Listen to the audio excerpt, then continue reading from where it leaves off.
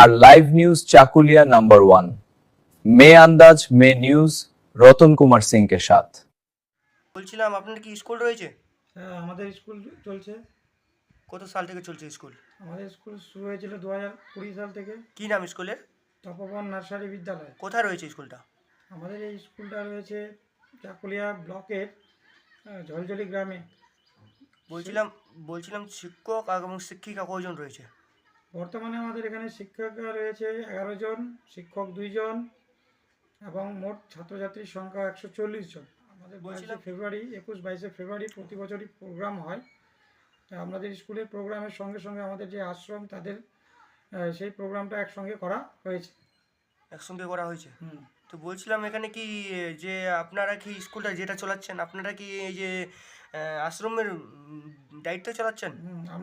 আমরা আশ্রমের অধীনে স্কুলটা নিজের দায়িত্বে চালাচ্ছি। তো বলছিলাম আশ্রমে কতজন মানে এই আশ্রমটা চালাচ্ছে? আশ্রমে তো অনেক ভক্ত, এভাবে বলা যাবে না।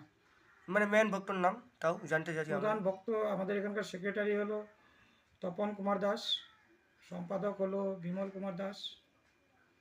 এই নিয়ে চলছে আশ্রম। তার সঙ্গে আরও অনেক আশ্রমের সবাই অনেক গুরু ভাই জড়িত আছে। তো বলছিলাম এই নিউজের মাধ্যমে আপনি কি বলতে চাচ্ছেন আমাদের দর্শককে? নিউজের মাধ্যমে আমি এটাই বলতে চাই যে আপনাদের যে বাচ্চাগুলো আছে, বাচ্চাগুলো প্রতিভা গড়ে তোলেন যে কোনো স্কুলের মাধ্যমে, সেটা আমাদের স্কুল হোক আর আপনার গ্রামের আশেপাশে স্কুল হোক। বাচ্চাকে শিক্ষিত করুন। বাচ্চা শিক্ষিত হলে বলছিলাম স্যার আপনাদের স্কুলে মানে কি সুবিধা রয়েছে ছেলেদের জন্য?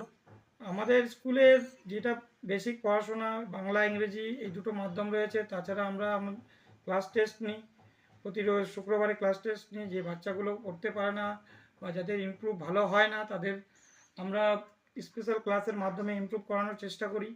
বলছিলাম স্যার আপনার স্কুলে কি বাহন রয়েছে মানে যাতায়াতের জন্য? হ্যাঁ, দুটো বাহন রয়েছে, আপাতত দুটো বাহন রয়েছে। দুটো বাহন রয়েছে আর আপাতত। তো বলছিলাম কোথায় কোথায় থেকে ছেলে আসছে আপনার স্কুলে? আমাদের স্কুলে এই পার্শ্ববর্তী গ্রাম ট্যাগরা, চিতরা, তরিয়াল, আপনার হলো বাজিশাহর, বিদ্যানন্দপুর, কৈলি, কালগা এইসব গ্রাম থেকে এখন বর্তমানে স্কুলে বাচ্চা আসছে। কি বলেন আপনার জন্ম? শিবশঙ্কর দাস। বাড়ি কোথায় আপনার? আমার বাড়ি পাইকপাড়া।